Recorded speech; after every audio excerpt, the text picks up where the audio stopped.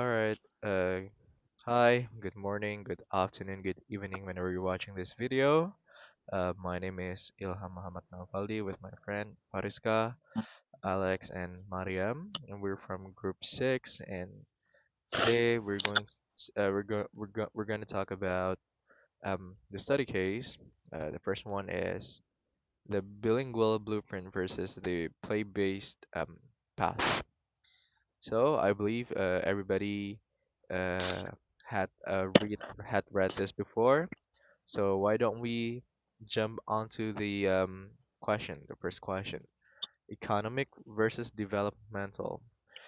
Does the long-term career advantage of early English outweigh the risk of childhood burnout?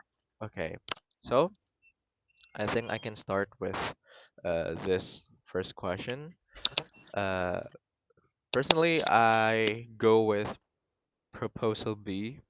I stand with my statement in class where I think children, the term kindergarten itself, it means that children they are supposed to like learn to explore themselves more, how to utilize their cognitive ability to manage their hand movement, to play around, and not to be like pressured by the burden of learning other language. Well, they could still be like learning English, but not as a full 100% English environment.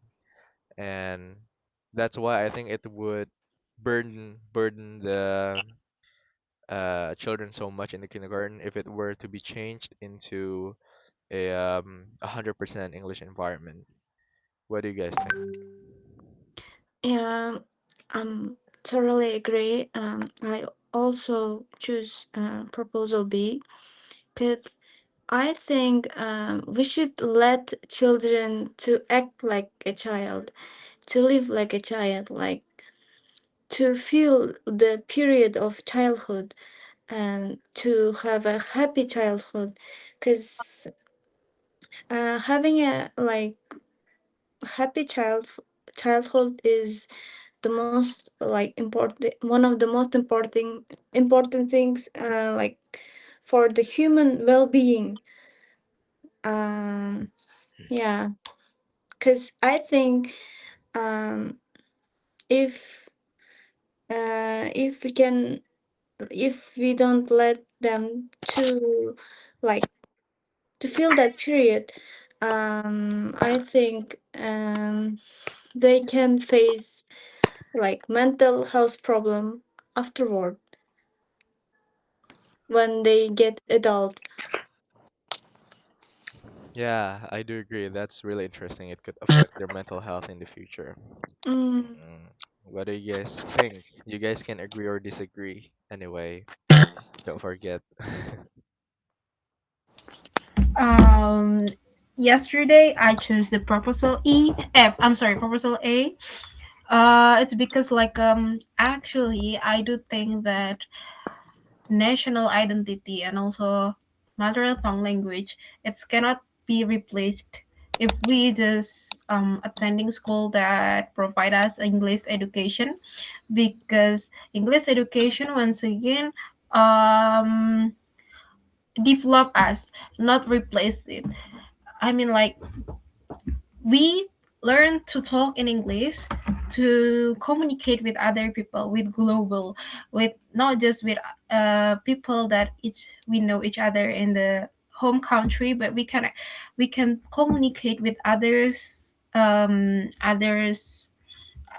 people from another country. So I think, and also the elementary school, it's a best place to start learning and also develop their English skills, since they not have a really burden. I also It is, actually I'm sorry, it is kindergarten, not primary school. Mm. kindergarten. Yeah. Okay, I'm sorry.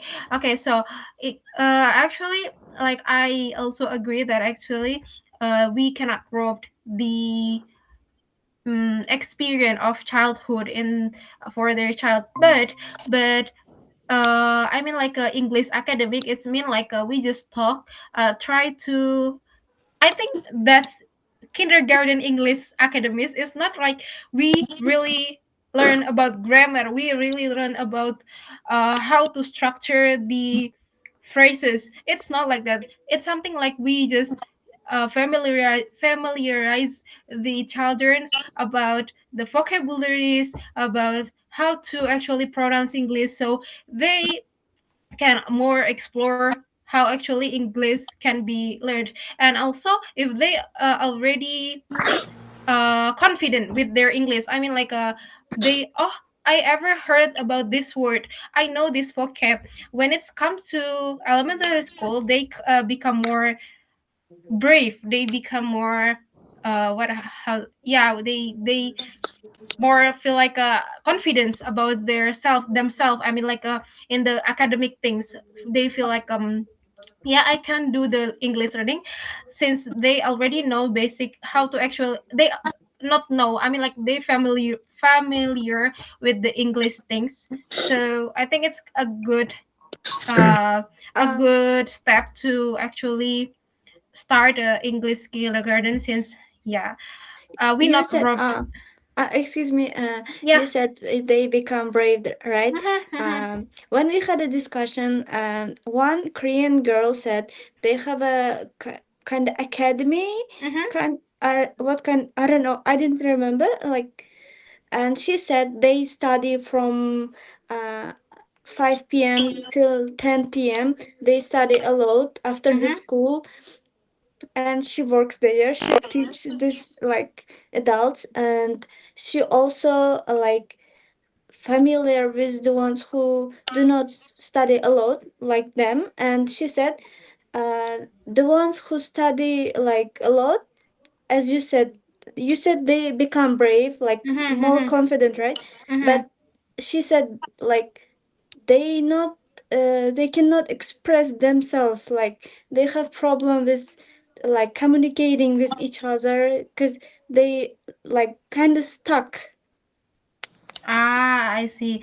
But oh, okay. I got your point, but Mm, what I mean is like we talk about kindergarten, so I feel like the kindergarten also have a program that's probably not burdening the children. So it's mm, just convert how actually the program become an English, and then they get more familiar about the English things and also the English languages. So mm, it's helped them to be confident, because when they step into higher school, higher level, they feel like okay, I'm not start from zero, I'm starting from like, oh, I already know the vocab, I already know how to pronounce it, I'm familiar with this kind of languages, so it's not really burdening and also not make me afraid. So I think it's a good thing to start as a child. But yeah, I've agreed that if we uh learned more, I mean, like burden ourselves with the more academic things besides schools. I mean, like you said before, there is a Korean girl that take courses in English after school. It's kind of burdening because like it's make us learn again after we learn in the school. Yeah, it's like we cannot express ourselves because like we learn in the school and then we come to English academy and then we need to learn again. We don't have any time to rest. mm. So it's kind of uh Burnout, yeah, yeah. burnout. So after we see this, it's probably strong, make it make strong my argument, because like it's if the kindergarten have already started to use English, so we didn't have to face this kind of like really need to learn English because we already know since the first time. I think Mm. that's what I mean. Like, is there any another? Okay, what about Alex? What's your opinion? I'm also support proposal B because um, I, as I said in the class, there was a research from Cambridge University says um, if the children at the like early age, I mean like 4 to 6, if they um, immerse in a full English environment, which is not their native language, right? So they might cause like not fluent in both languages. So the best case is that they're master in their first language first, and then maybe learn English after like elementary school, or that's what I learned in that research. And also, there is another reason I support Proposal B is um, I think in childhood, the Korean child already has the Korea has one of the highest child stress, um, uh, and and also I've learned from my classmates. The one girl went to the private academy in her early in kindergarten. So she actually that place was very stressful because they might get criticized from the teacher or the instructor actually, and she couldn't fit in that um, academy, and she got kicked off from the academy because her English wasn't really good. But um, but anyways, now she speak like pretty good English, scored like 8 in IELTS, and pretty fluent. Went to the Canada to study, so I think um, it would not necessarily have benefits for children in this environment. And also, the proposal A also have a purpose to regain the market. But I would say if they actually adopt this proposal A, they might also lose the income or middle class family because the tuition fee will get higher. So maybe not every family could or can afford the increase of the tuition fee. So they might also lose their potential or their original customers. So um, I would say that's those are the reason why I support proposal B. All right. In addition, in addition to that, I think um, my point of view as a public relations student, I think it would also affect negatively towards the school itself. Talking about the branding that has been created throughout the years Yeah. of being a play-based kindergarten school, and considering the location as well. I mean, like, parents or schools are located in specific area where people can reach or access that place, right? And those people in the area are already the target of the school, the target stakeholders of the school, which are the students, right? And by changing the system into 100% English learning environment, would would lost the middle lower class family who would enroll their children in that school, because that area that that area of the school must have been planned to target the people around the school, which are also the target market of the school itself. So um although they might lose some, like, children, 15%, let's say, but they would have another great loss over the middle lower student from over the student from middle lower family. That's from the school's economy. But uh, again, I think because it is 100% English only environment, and it's for kindergarten, I think, for me personally, my opinion, I think 100% English learning environment schools are targeted for students who had been taught by their parents to begin with English, so that they get the language. They're familiar with the language first from their family, and then the parent would enroll them in a school where the environment is 100% English. But for students, for like this types of kindergarten who adopt the more traditional way of learning, I think it would be a bad decision to go with proposal A, because yeah. Okay. So is there any other uh since the three of us picked B, Fariska, do you have any defense on your argument? Yeah, yeah. Yeah. If we talk about the public relation, I actually have confessed this kind of things in my group before in the class. I mean, like, this can uh broke the image of the school because, like, yes, like you said before, we already settled as a Korean kindergarten. So why suddenly changing? And then they said, like, because we need to move further, something like that. But I have one condition. I mean, like, I have a one suggestion.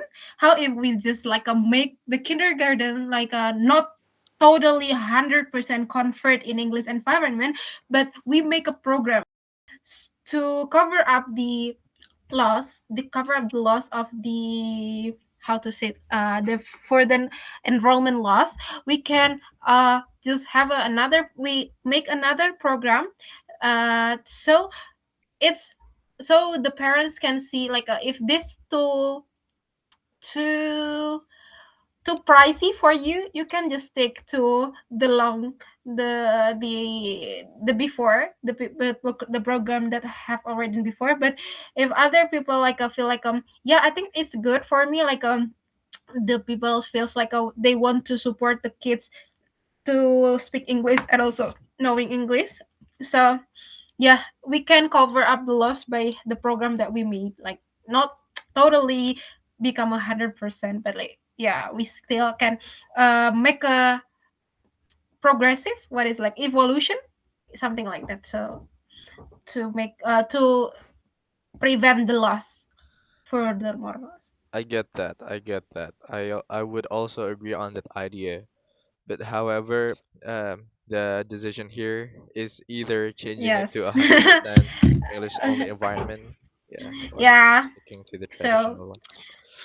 but I still probably choose the proposal A because, like, I don't want, if that my school, if I am being a board, I don't want to risk another enrollment loss. So that's what I mean. Yeah, but you will lose over students who came from middle lower families who are actually your main target. Mm, So yes, it's never ending discussion actually. Like, yeah, deep down, I don't want to lose everyone. I want to be more, realistically. I want everyone stick in our program, our school. But yeah, there is pro and cons. So okay, yeah, you guys. I think we gotta sacrifice our target here. Mm. I think it's alright to lose 15% to maintain the other student, and we Yeah, to maintain the majority. yeah. Okay, probably we can go with question number 2 now. The English divide. Does choosing proposal A worsen social inequality, or is it simply meeting a practical market demand? Okay, so Mm, for me, oh, does anybody want to go first? no, no, no, no. Sorry, I just. Is alright. Does choosing proposal A worsen social inequality? Worsen social inequality. I don't think it would simply meeting a practical market demand. Changing how um I think it's just like it's been a brand that the school had built for a very long time. So I don't think it would be as simple as changing the route, to meet the demand. I think uh, I do believe that there's something that could be fixed from the system itself. It's still developing, but changing it to 100% English only environment is not the right decision for me.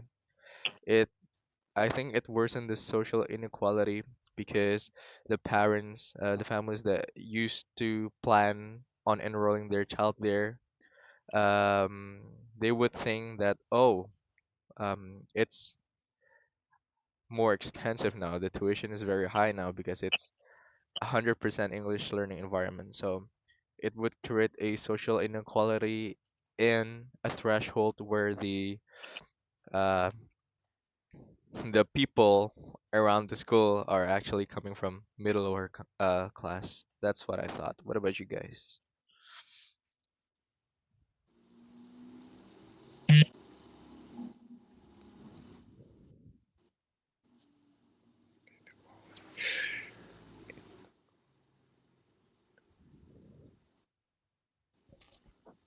Hello? Wait, still thinking. Okay. Any other like um you guys can do first. I don't know what to say. Um, um, Let me read the question again. Yeah. The English divided.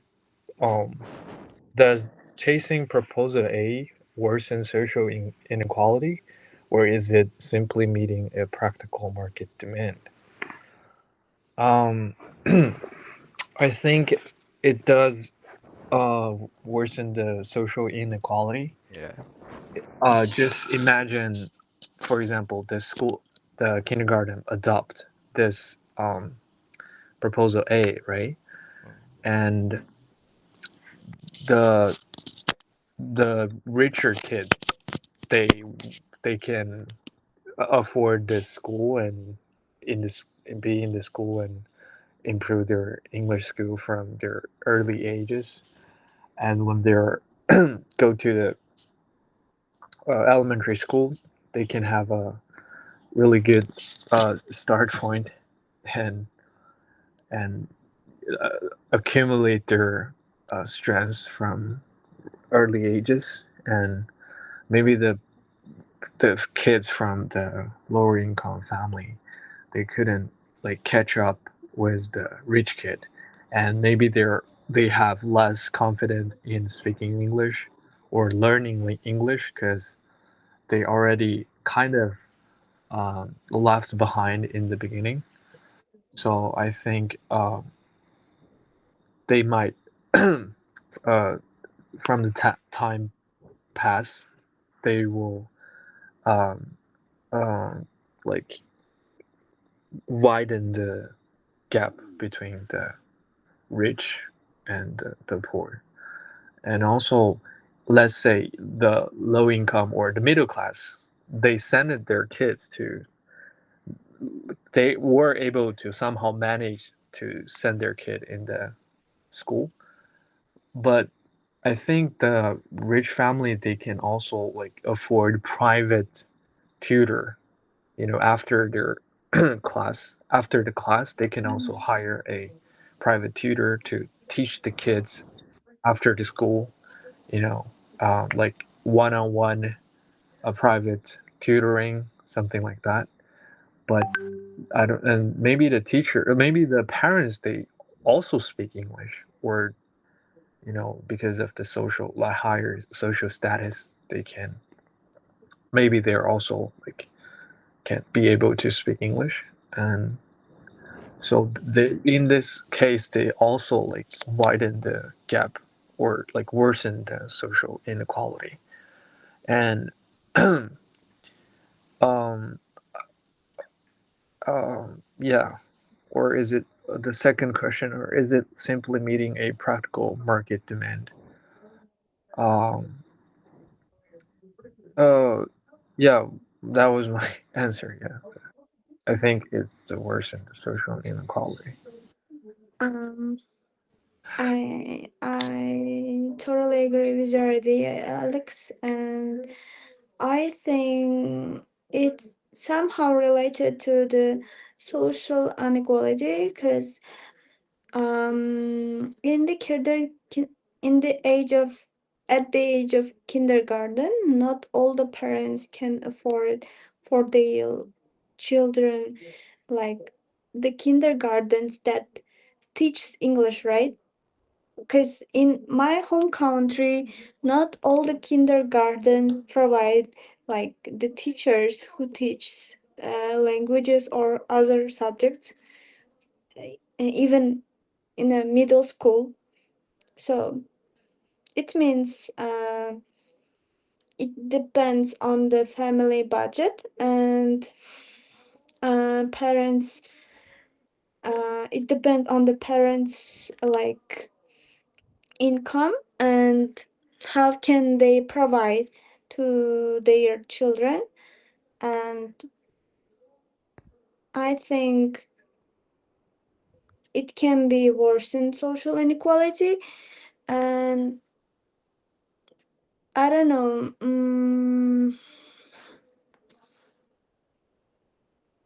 Oh, I lost my words.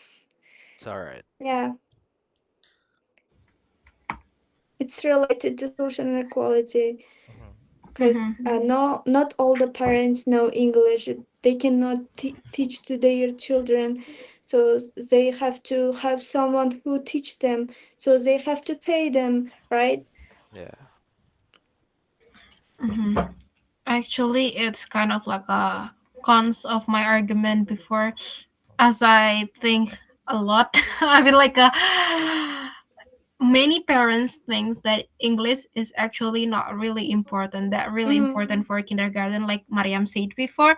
So it's kind of like some parents want their child studying English, and then some parents didn't want to, like, because yeah, we just English not our first mother tongue, so why we need to learn from early early kids.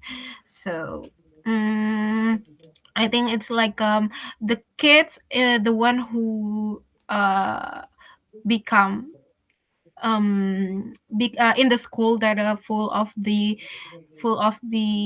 English academic English Mm. curriculum.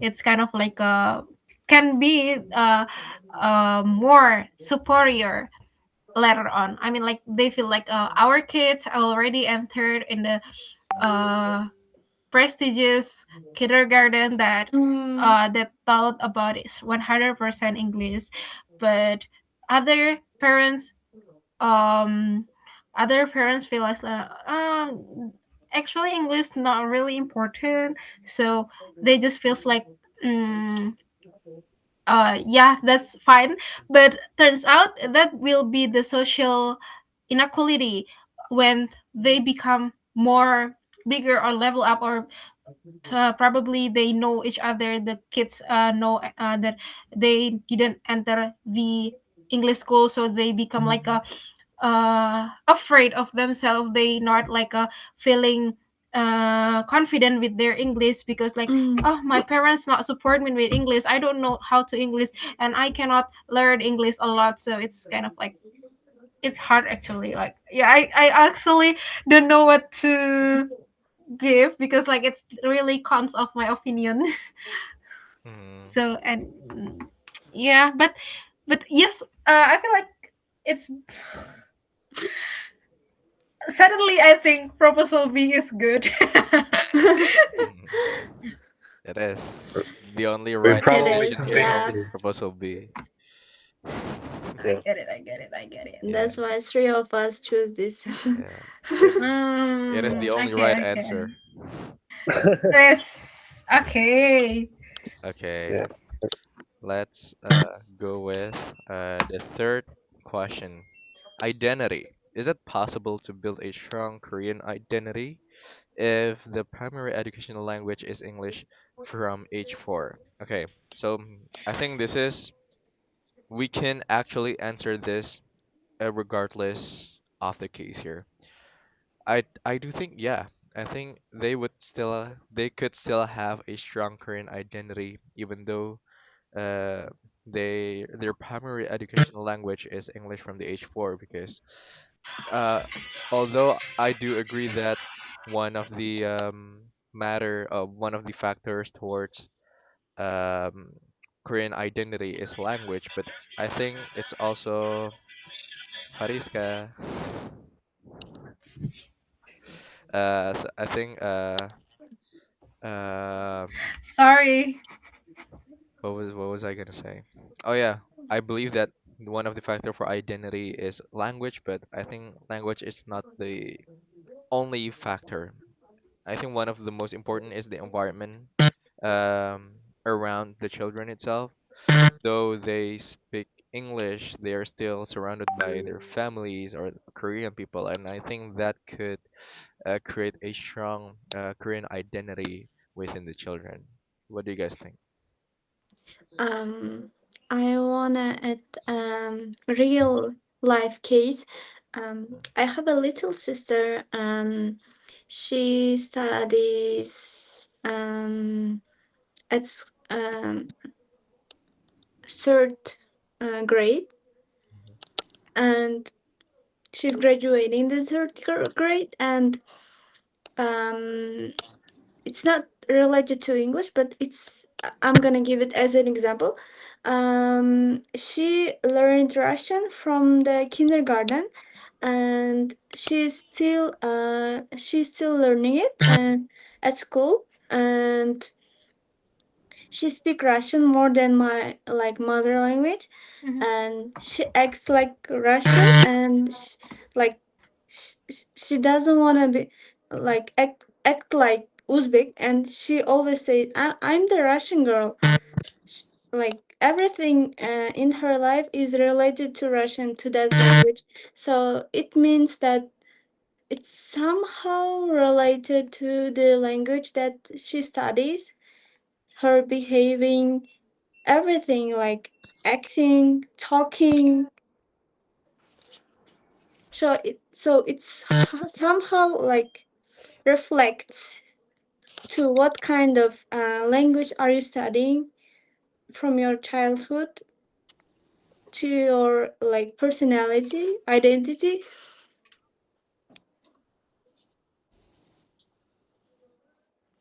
I So yeah, see. that's it. I see. I see. I see. I see. Okay. In this case, I think like it's still possible to build a strong Korean identity if the primary education language is English, because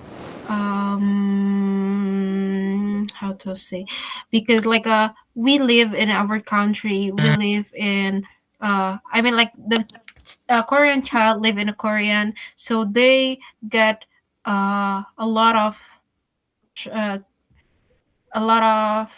uh, Korean things. I mean, like in a home, in a weekend, or even after, uh, or even when they just talk with friend outside of school. I mean, like it's kind of like hard to say if this not possible, because is it possible? Because identity, it's. Before we enter the school, I mean, like before at 4, we already thought about Koreans. We observe, and also we heard about Koreans. So when we start to education English since at 4, it didn't matter, I guess. Like we it's just improve their languages, uh or their how to say, or their capabilities of English, since like they didn't have a lot of burden at age 4, so they can observe, and also they can absorb the English material more great, like Mariam's sister, like they can speak more other language fluently in the early age, because like they didn't have another burden, they didn't have like a homework, they didn't have like a need to do something that burdening themselves, and they don't burden themselves with the friend things. So just like they focus on their life and then being happy, but and then also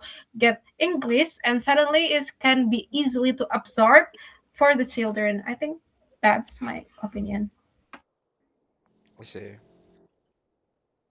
How about you, Alex? I think uh, I think it definitely gonna affect to build their Korean identity if they um like start the like primary education language is English from age 4.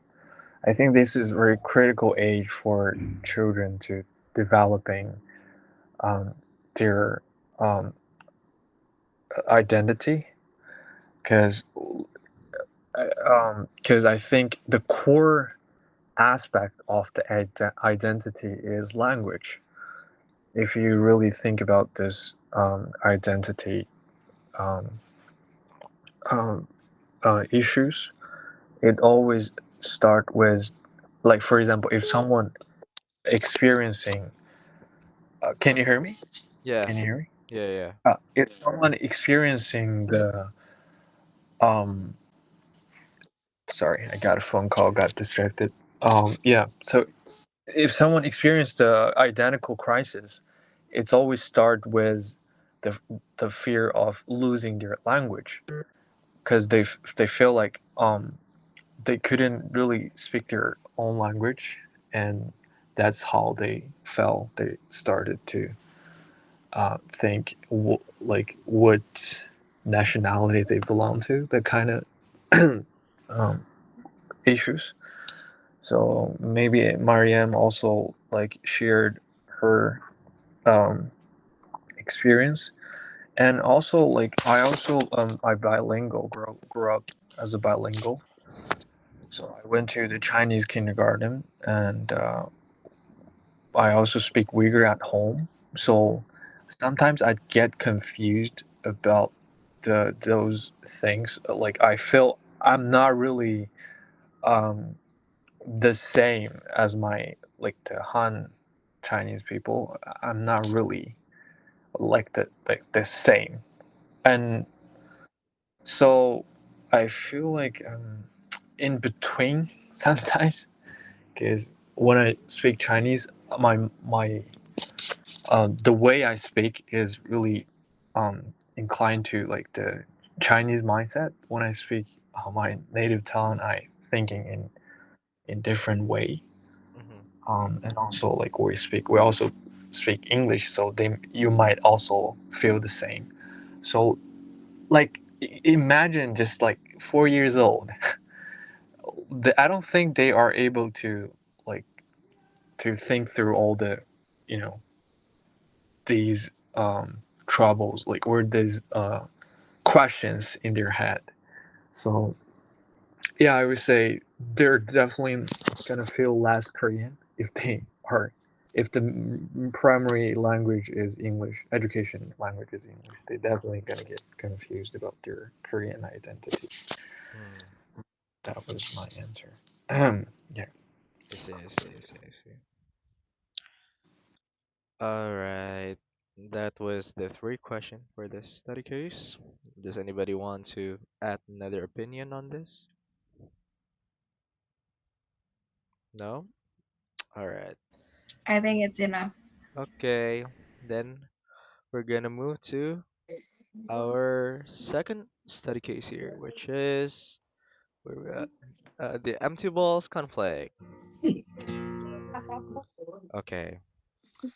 Now, uh, so you guys basically know what it is. So the authority gap. If students own the space, can teachers still enforce strict discipline within it? I think so. This is the first question. Let's start with the first question. I think if students own the space, teacher wouldn't be able to enforce strict discipline efficiently because children would feel too comfortable inside of the class. Uh, uh, and they would start to like act behave just as how they like because they feel like they own the class. There's no pressure where I think pressure is actually important for a learning activity so that they can be serious inside of the class. And by giving the students the what is it? the power to control how the class should be, or like how the class should be decorated, or how the class's light layout would be, it would make the class feels like somewhat unconducive environment for learning.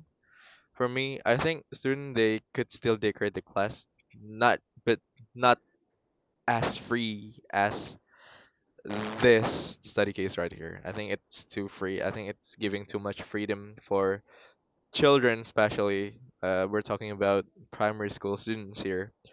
So I think they still need guidance from their teacher, and that's why I think it can be the teacher can apply a strict discipline within the class. What do you guys think? Excuse me, which one are we are discussing? The empty walls conflict, the you know The discussion challenge. The The first question. question. Yeah, yeah. the question. The authority gap. Okay.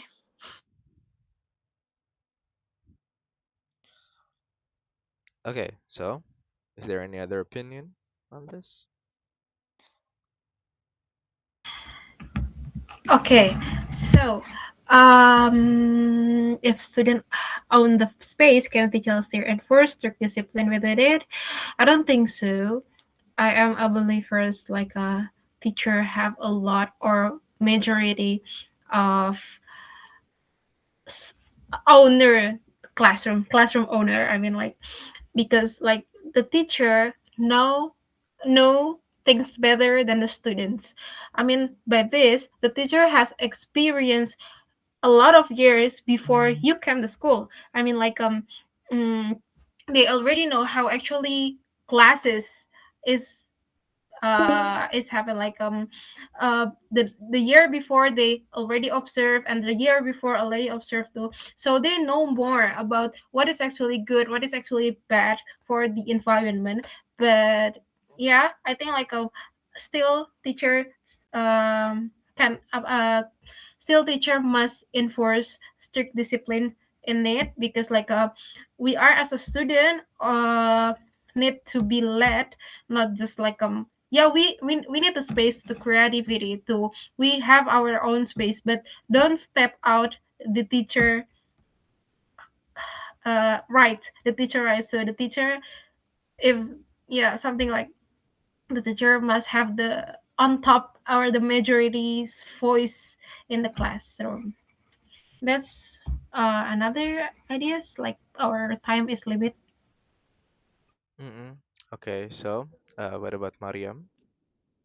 Um, I think if students own the space, like the classroom, they can somehow lose themselves, like act out of the line.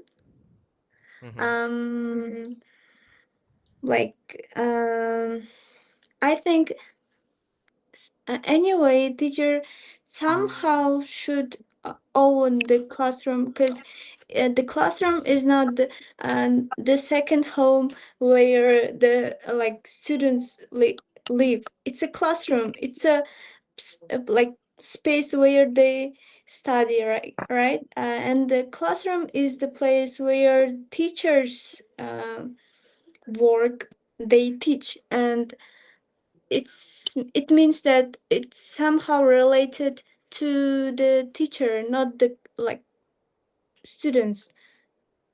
It's a professional space of the teachers, I think. I see. I do agree.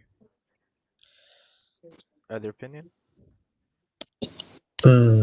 I think um, if students own the space, that it could. I don't think teacher can like still enforce strict discipline within it, because in students' mind, like students' mind, they like, oh, we own this space. We're kind of like decorating the whole place as we want, and they might have the sense of uh, uh, like charging or controlling, and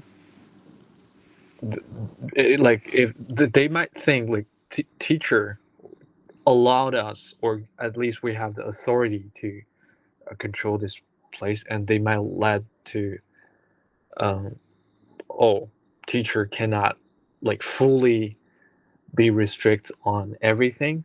This is some sort of a loopholes in, you know, um, where teacher couldn't implement um, like a strict order to them.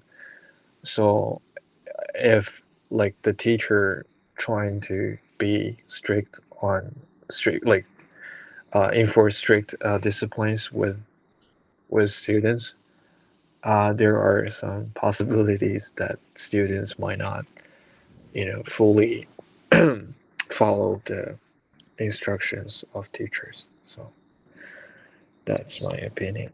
Okay. Okay. Any other addition towards this question? No? Nope. Okay. I think we can do one more question. Let's do the third one. I think it's the most interesting one. The parents' stake. Do parents have a right to dictate classrooms aesthetics if they believe it impacts their children's future test scores? What do you guys think? For me, absolutely No. zero, zero, yeah, zero enrollment here because Yes. teachers, they are professional, and nah, it's weird if the parents they came up to the classroom and decide, oh hey, let's decorate this classroom. Let us parents decorate these classrooms. And I also Um. believe that each parents would have a subjective um point of view towards their own children. They would have various opinion on how to decorate the class, so I think it wouldn't work if parents were to enroll in decorating the class. So I think let's just leave it to the students and the teacher. And I think still teachers still need to have the the veto rights, and need to still have like most of the ownership, like at least probably 70% by 30%. What do you guys think? Um. In the discussion in the classroom, I said it should be somehow 75 to 25.